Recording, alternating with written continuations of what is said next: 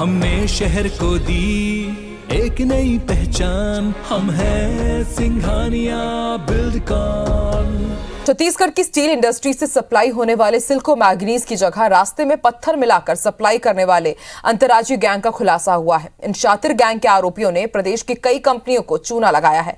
Police ने gang के 7 शातिर आरोपियों को गिरफ्तार किया और इस गैंग में छत्तीसगढ़, मध्य प्रदेश और महाराष्ट्र के आरोपियों को गिरफ्तार कर जेल भेज दिया गया है। रिपोर्ट देखिए।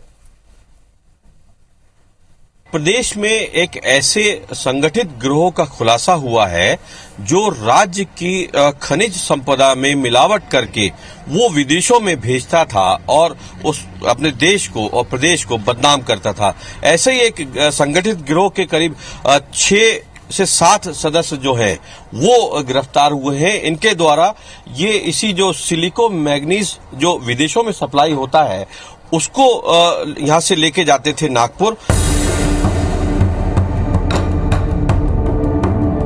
पुलिस ने शातिर गिरोह के 7 आरोपियों को गिरफ्तार किया है।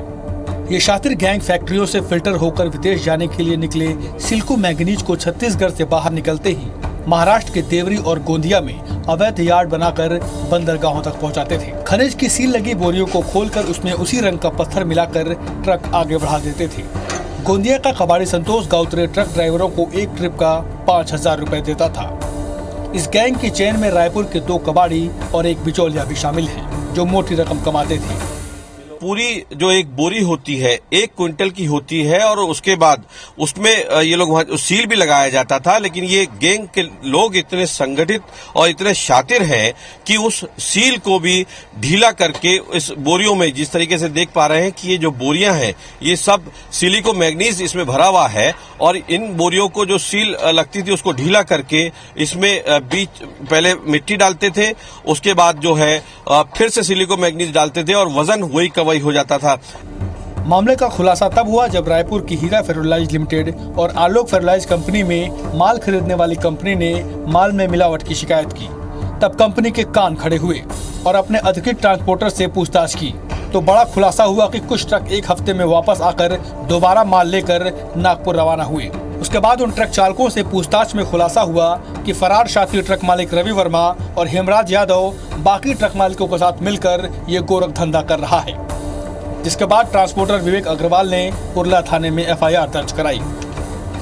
एक संगठित गिरोह यहाँ पे चल रहा था, तो इसमें अभी कुल 7 आरोपियों को गिरफ्तार किया गया है और 2-3 आरोपी अभी भी इसमें फरार हैं। FIR कर लिया गया है, इनको सभी को गिरफ्तार किया गया है। गिरफ्तार करके माननीय न्यायालय में पेश किया गया है।